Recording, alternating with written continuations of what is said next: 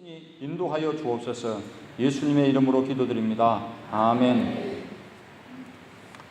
오늘 우리는 각자가 느끼고 있는 삶의 무게가 다릅니다. 그렇죠. 어떤 분은 그 무게가 가볍게 짊어지고 갈 수 있는 무게일 수 있지만은 다른 분들에는 그 무게를 등에 지고 가기가 너무 버거워서 힘겹고 무겁기 때문에 제대로 숨쉬기도 힘들어할 수가 있습니다. 그럴 때에 여러분은 무엇에다가 희망을 걸고 있습니까? 어떤 분은 이렇게 말할 거예요. 목사님, 나는 그런 절망스러운 환경 가운데 살고 있지 않기 때문에 저하고는 이 말씀은 상관이 없는 말씀입니다 라고 하실 수가 있습니다. 정말 그럴까요? 이 삶의 무게는 오늘 우리가 교회의 구성원으로서 하나님의 일꾼으로서 지금 느끼고 있는 무게이기도 합니다. 여러분은 각자가 우리 교회에 대하여서 느끼는 무게가 가볍다고 생각하십니까? 아니면 무겁다고 느끼셔요? 만약 가볍다고 생각되시거나 그렇게 말씀하시는 분들은 직분자로서 교회의 일원으로서 아무런 책임도 느끼지 못하는 분일 수가 있습니다. 하지만 이와는 반대로 우리가 교회에 와서 예배를 드릴 때마다 주위를 둘러보면서 빈자리를 보고 또 각자 맡은 기관에서 직분을 감당해 갈 때에 교회를 생각하고 기도할 때마다 그 무게가 느껴집니까? 안 느껴져요? 느껴지지요. 힘겹다고 그렇게 느껴진다면 여러분이 바로 교회를 사랑하시고 계시다는 그 증거입니다. 이럴 때 여러분은 각자 스스로 생각하기에 내가 맡은 기간에 대해서 절망적이라고 말하십니까? 아니면 아직도 희망은 있다. 하나님의 등불은 아직 꺼지지 아니하였어 라고 그렇게 말씀하십니까? 자, 그렇다면 뭘 보고 무엇에 비전을 두고서 그렇게 말씀하고 계십니까? 오늘 본문은 바로 여기에 대해서 말씀해 주고 있어요. 자, 본문을 둘러싸고 있는 우리가 이 앞뒤를 보시면은 두 가문이 등장해요. 하나는 엘리라는 제사장의 가문이죠. 다른 한 가문은 엘가나의 가문으로서 여호수아 24장 33절입니다. 33절과 역대상 6장 22절에 28절을 보시면은 이 엘가나라는 사람이 어느 지파냐면 레위 지파라는 것을 우리가 알 수가 있어요.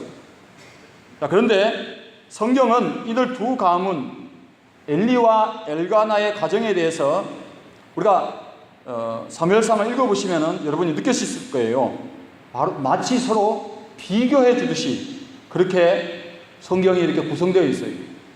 자, 사무엘상 1장은 엘가나의 가정에 대해서 소개하고 있는데, 자, 한나가 제단 앞에서 오래 기도했죠. 오래 기도하면서 말을 했어요, 안 했어요? 입만 막 하는 거예요, 입만.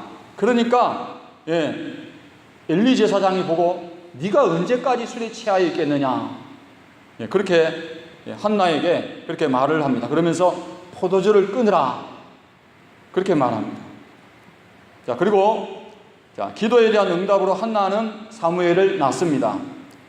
사무엘상 2장은 한나의 기도가 나오고 한나가 기도로 낳은 아들 사무엘은 제사장 엘리 앞에서 여호와를 섬겼더라 라고 말씀하고 있고, 바로 뒤이어서 12절부터 17절까지는 이와는 대조적으로 보면 엘리의 두 아들 흠니와 비느하스의 이 악행에 대해서 그렇게 말씀을 하고 있고요. 또 바로 뒤이어서 18절부터 21절까지는 사무엘에 대해서 말씀을 해주고 있는데요. 한나가 세 아들과 두 딸을 낳았다라고 말씀하고 있고, 바로 덧붙여서 뭐라고 이야기하냐면 아이 사무엘이 여호와 앞에서 자라니라 라고 말씀을 하고 있습니다. 그리고 22절부터 36절까지는 엘리와 그의 아들들에게 내린 하나님의 저주, 곧 하나님의 심판에 대해서 말씀을 해주고 있습니다. 자, 이제 여러분에게 한번 물어보겠습니다. 자, 성경 기자가 엘리와 엘가나의 가문 중에 어느 가문을 더 부정적으로 이야기하고 있어요? 예? 엘리예요, 엘가나예요? 크게 엘리입니다. 자, 그렇다면 어느 가문이 우리가 볼 때 절망적이고 어느 가문이 이와는 반대로 비전이 있습니까? 엘가나입니까? 엘리입니까? 예. 자, 그렇다면 좀 더 깊은 질문을 여러분에게 드립니다. 이 사무엘서를 기록하고 있는 성경 기자가 1장에서부터 지금 2장까지 우리가 3장을 보잖아요. 자, 지금 누구에 대해서 말씀을 하려고 이렇게 뜸을 들이고 있는 것입니까? 엘리의 가문 두 아들 흠니와 비느하스를 말하려는 것입니까? 아니면 한나가 기도로 낳은 아들 사무엘에 대해서 말씀하려고 하는 것이에요? 누구요? 사무엘. 아멘. 굉장히 똑똑하십니다. 성경을 많이 읽었나 봐요. 예.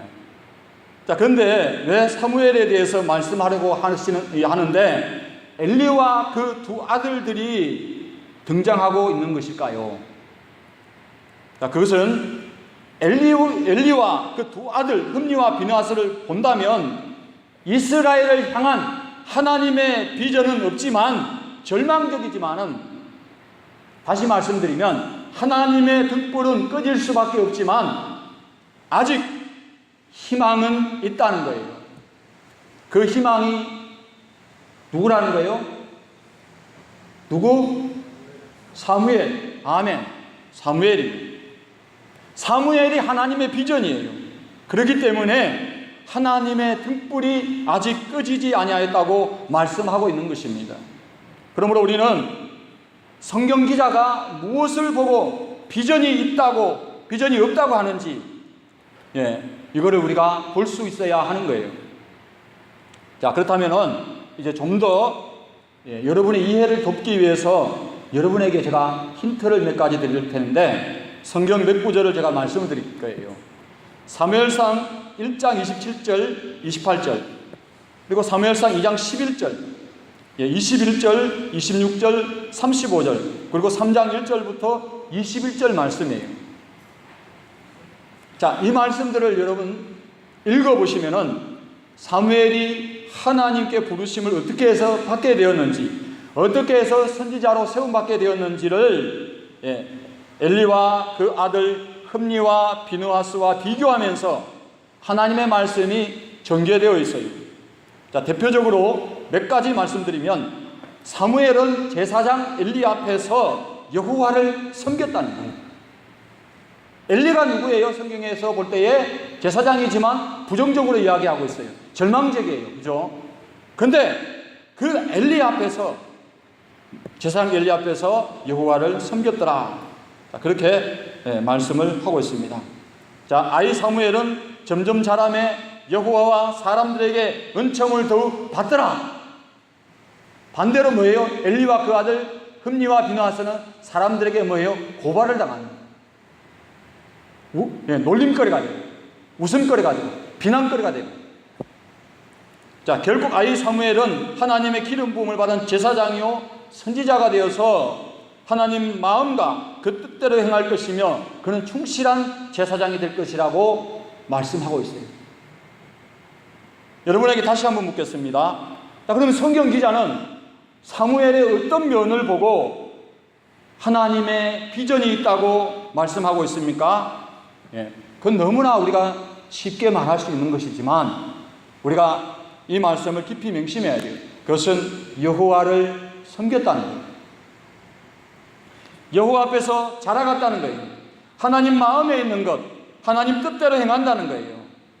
자, 그렇다면은 하나님의 비전이 제시하는 것, 곧 구체적으로 여호와를 섬겼다는 것, 여호와 앞에서 자라갔다는 것, 하나님 뜻대로 행하는 사람이 어떤 거냐? 자, 그것을 보여주는 게 성경 기자는 바로 엘리와 그 두 아들 흠니와 비느하스의 이 부정적인 면을 통해서 이것을 우리에게 보여주고 있습니다. 다시 말씀드리면 엘리 제사장이나 그 두 아들 제사장 흠니와 비느하스는 여호와를 섬겼다 안 섬겼다? 뭐 간단하잖아요, 그죠? 안 섬긴 거죠. 어떻게 알 수 있느냐? 사무엘상 2장 12절부터 17절 보면 이 엘리의 두 아들의 이 악행에 대해서 말씀을 하고 있어요. 자, 성경은 이들의 행실이 얼마나 하나님께 악한 것인지를 말하기 전에 12절에 보면 이렇게 말합니다. 엘리의 아들들은 행실이 나빠 여호와를 알지 못하더라 라고 말씀하고 있습니다. 자, 바로 그러한 이유 때문에 그들은 하나님께 드려져야 할 제물에 손을 대고 기름도 태우기 전에 희생제사를 드리려면 기름을 태워야 되는데 희생제사를 드릴 때에 기름도 태우기 전에 고기를 채해서 자신의 배를 채우려 했어요. 이것은 하나님의 것을 괄치한 것이요 강도요 폭군이라고 할 수 있어요. 그래서 그들의 죄에 대해서 성경은 17절에서 이 소년들의 죄가 여호와 앞에 심히 크면 그들이 여호와의 제사를 멸시함이었더라. 뿐만 아니라 그들은 해망문에서 수종드는 하나님께 구별되어진 그 여인들과 동침까지 하였다는 거예요. 한마디로 제사장의 아들로서 또한 제사장으로서 백성들 앞에서 예배의 본이 되어야 하는데 오히려 백성들로 하여금 범죄하게 하였다는 거예요. 하나님께서 엘리와 그 아들들의 죄에 대해서 다음같이 말씀하십니다. 2장 29절에 너희는 어찌하여 내가 내 처소에서 명령한 내 제물과 예물을 밟으며 내 아들들을 나보다 더 중히 여겨 내 백성 이스라엘이 드리는 가장 좋은 것으로 너희들을 살찌게 하느냐.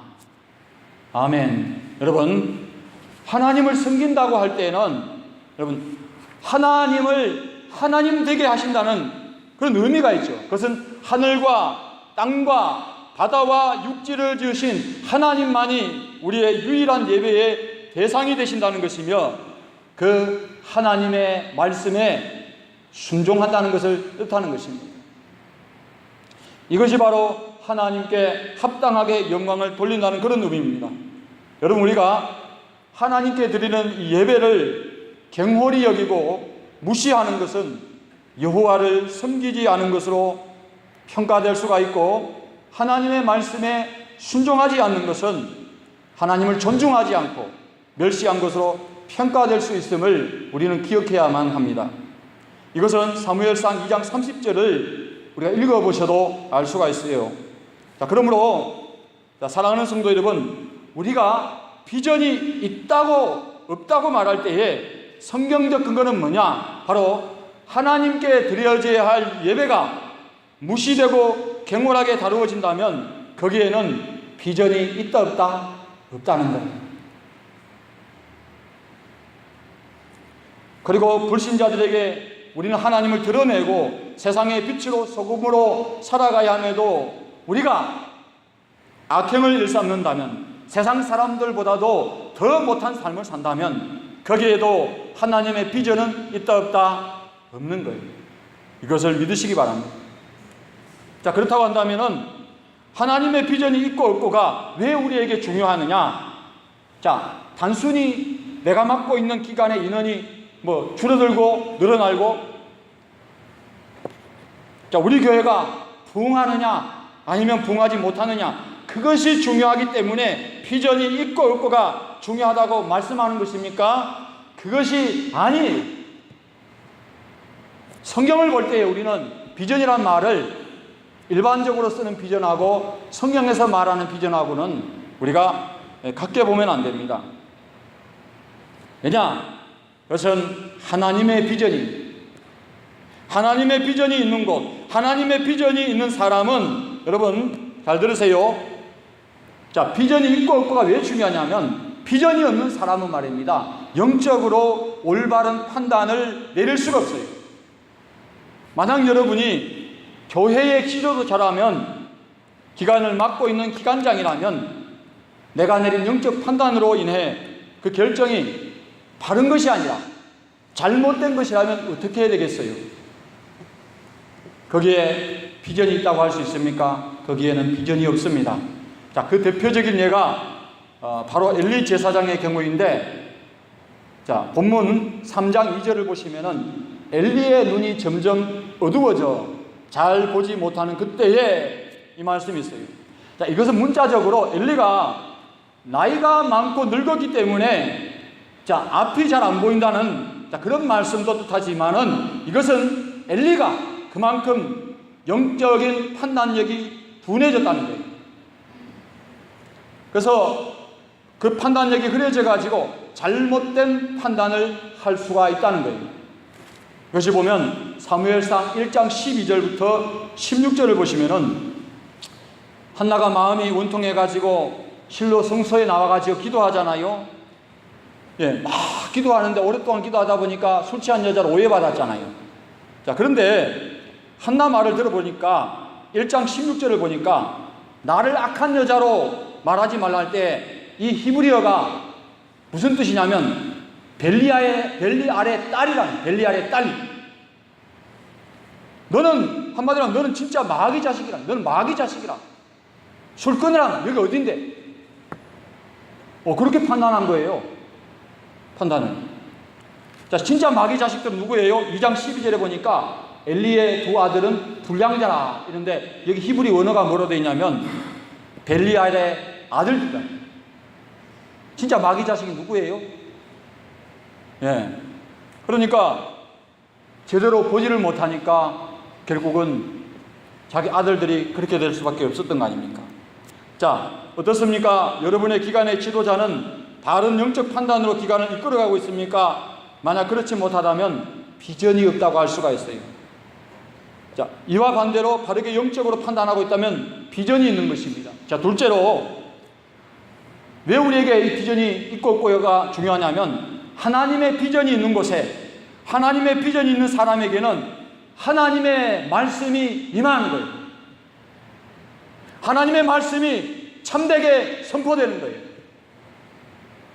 하지만 하나님의 비전이 없는 곳, 하나님의 비전이 없는 사람에게는 하나님의 말씀이 희귀할 정도로 한번 들을 수 있을지 없을지 정도로 드물게 임하는 거예요. 어떻게 알 수 있어요? 사무엘상 3장 1절을 보세요. 아이 사무엘이 엘리 앞에서 여호와를 섬길 때는 여호와의 말씀이 희귀하여 이상이 흔히 보이지 않았더라. 아멘. 여러분, 이 말씀은 그냥 우리가 가볍게 읽어 넘어갈 말씀이 아닙니다. 왜냐하면 자, 이스라엘은 그 조상 아브라함, 이삭, 야곱, 요셉에 이르는 이 족장 시대에도 여호와께서 말씀하여 가라사대 하나님의 말씀이 계속하여서 임하여 왔어요. 꿈으로든 환상으로든 이렇게 하나님 말씀이 임하였습니다. 그 후손인 지도자 모세와 여호수아를 통해서 계속되어서 하나님께서 말씀해 오셨습니다. 그래서 하나님께서 그 공동체인 이스라엘에게 말씀을 주셨어요. 그래서 이스라엘이 광야에서도 출애굽한 그 후손들이 가나안 땅에 들어갈 수 있었던 것도 여호수아와 갈렙이 가나안을 정복할 수 있었던 것도 여호와께서 말씀하여 주셨기 때문입니다. 그래서 하나님의 말씀은 곧 하나님께서 그들과 함께하고 계시다는 것을 뜻하는 것입니다. 믿습니까? 그런데 하나님의 말씀이 희귀해가지고 이상이 흔히 보이지 않더라는 것은 하나님께서는 자, 꿈으로든 환상으로든 엘리에게 나타나서 어떤 말씀도 주시지 않았다는 거예요. 아직 사무엘을 세우기 전이기 때문에 엘리는 제사장이요 마치 선지자와 사사인데 그 사사로에 40년을 살았잖아요. 자, 그런데 어떤 식으로는 하나님이 말씀하여서 그에게 임해야만 그 일을 수행할 수 있잖아요. 그죠? 물론 2장 27절 이하의 말씀은 하나님의 사람이 이 엘리와 그 집에 하나님의 말씀을 가지고 옵니다. 근데 그게 뭐냐? 그 집에 내릴 저주, 심판을 가지고 옵니다. 자, 그러나 하나님께서 엘리에게 꿈으로든 환상으로든 이상 가운데 말씀한 건 아니죠. 얼마나 하나님의 말씀을 직접 들어보지 못하였으면 사무엘상 3장을 우리가 읽어보면 자, 하나님께서 사무엘아 사무엘아 이렇게 부르잖아요. 몇 번 불렀어요? 3번을 불렀어요. 근데 자, 엘리가 자고 있었어요. 근데 사무엘은 하나님 부르는 음성을 들었는데 이게 하나님 음성인지 몰라요. 그래서 엘리한테 누가 나를 불렀어요? 이러는 거예요. 엘리가 어떻게 합니까? 가서 다시 자. 또 두 번째, 자, 3번 만에, 3번 만에, 내가 여기 있나이다 하라. 참, 얼마나 하나님의 음성을 들어보지 못했으면, 그것도 자신이 직접 들은 것이 아닌 어린 제자 사무엘을 통해서 듣게 되는 것입니다.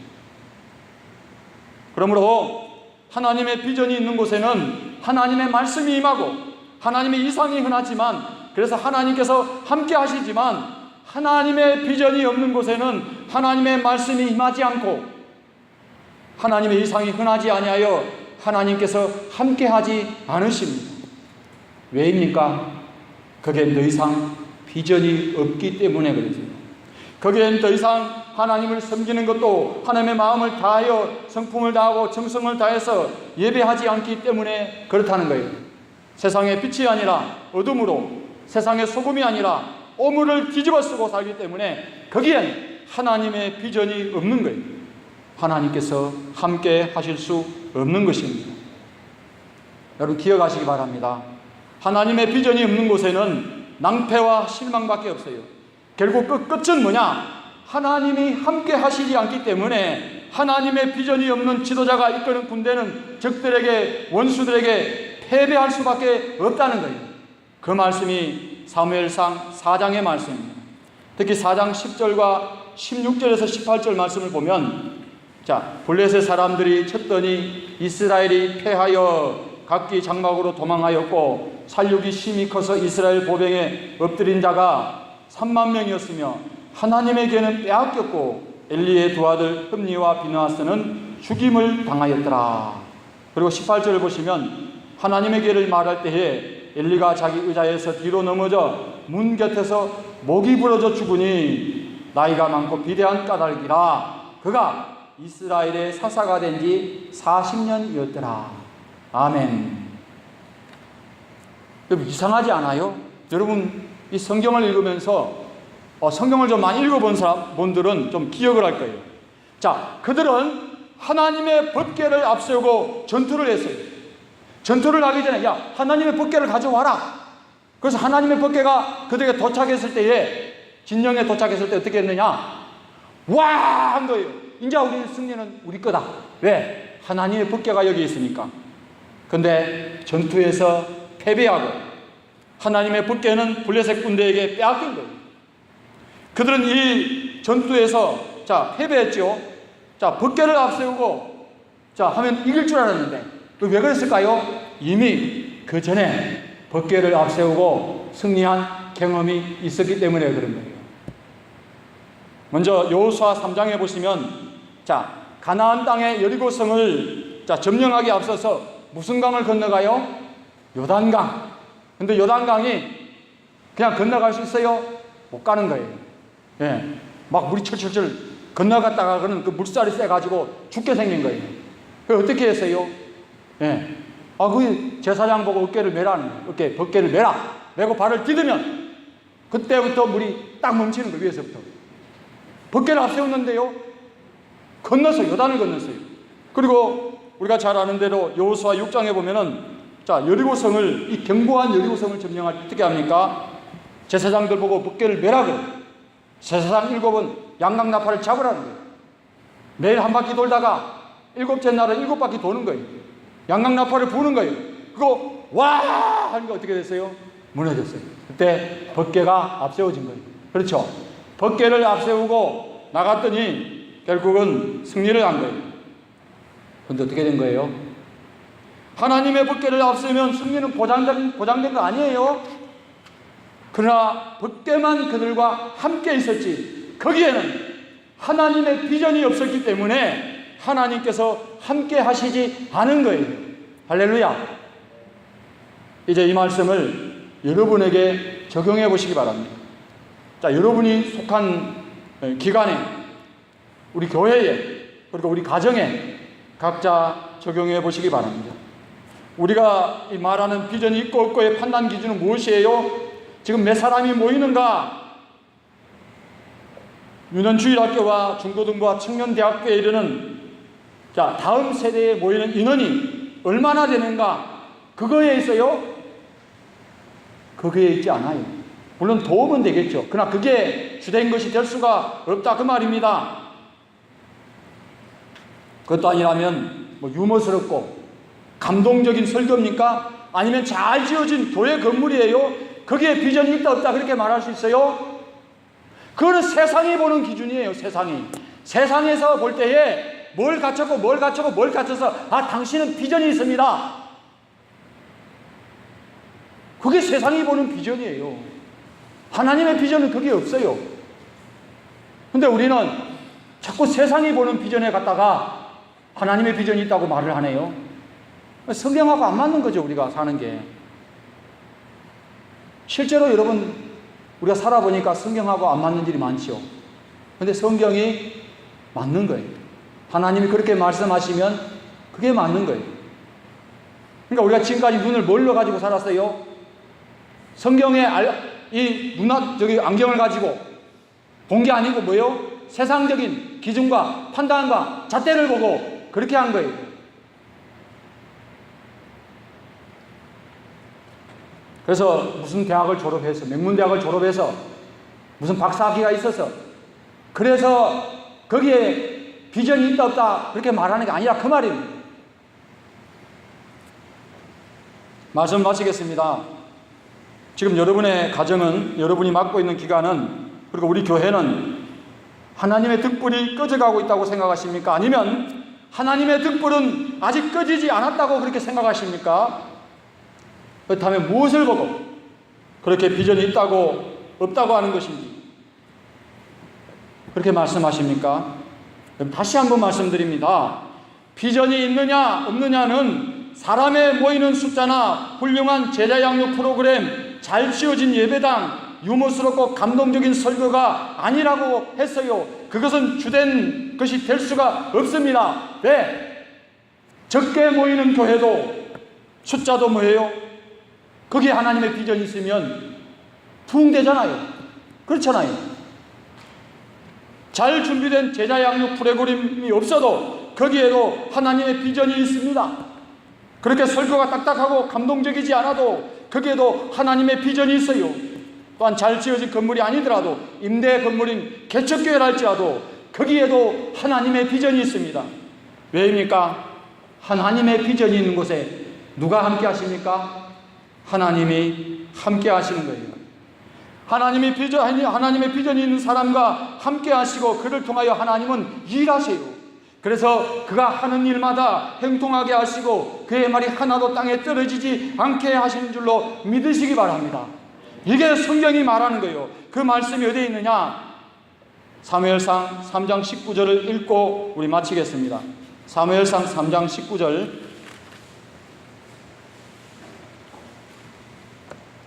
자, 다 찾으셨죠? 우리 합독을 하시겠습니다. 사무엘이 자라매 여호와께서 그와 함께 계셔서 그의 말이 하나도 땅에 떨어지지 않게 하시니. 아멘. 자, 이와 같은 하나님의 비전의 사람들이 다 되시기를 주님의 이름으로 축복합니다. 기도드립니다. 하나님 아버지 감사합니다. 하나님, 우리는 세상적인 잣대로, 세상적인 어떤 기준으로 비전이 있다 없다 하고 우리 스스로 평가해버리고 낙심하고 절망해버립니다. 하나님, 왜 그렇게 하나님 우리는 어리석은지요? 성경에 답이 있는데도 하나님 우리는 성경보다는 하나님 현실적으로 내 눈앞에 보이는 것을 하나님 찾고 그것을 대안으로 생각합니다. 주님, 하나님의 말씀이 여기에 있고 우리가 나아갈 길, 하나님의 비전이 있는 것이 하나님 무엇이라는 것을 우리가 깨달았사오니 하나님, 우리가 이 입술로 하나님의 비전이 있는 사람들이, 하나님 함께 하시는 하나님 사람들이 될 수 있도록 우리를 인도하여 주시옵소서. 우리 교회가, 우리가 맡은 기관이 하나님, 그래서 비전이 있는 사람들로 인하여 가득가득 채워지는 우리 교회가 되게 하여 주시옵소서. 감사하며 예수님의 이름으로 기도드립니다. 아멘. 510장 찬송 부릅니다.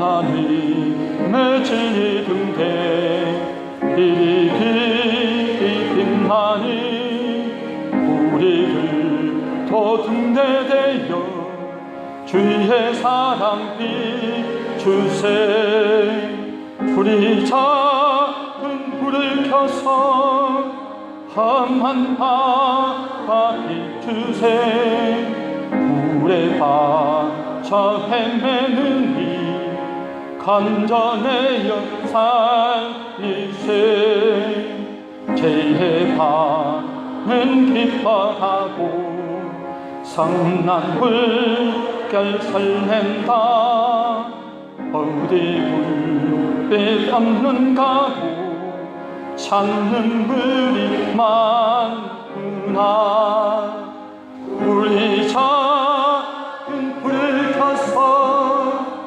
험한 바다 비추세 물에 빠져 헤매는 이 간절해여 살리세 너의 등을 거두어라 거친 바다 비춰라 빛을 찾아 헤매는 이 생명선에 가자라 우리 작은 불을 켜서 험한 바다 비추세 물에 빠져 헤매는 이 간절해여 살리세 아멘. 네, 교회 소식은 주보를 참조해 주시기 바랍니다.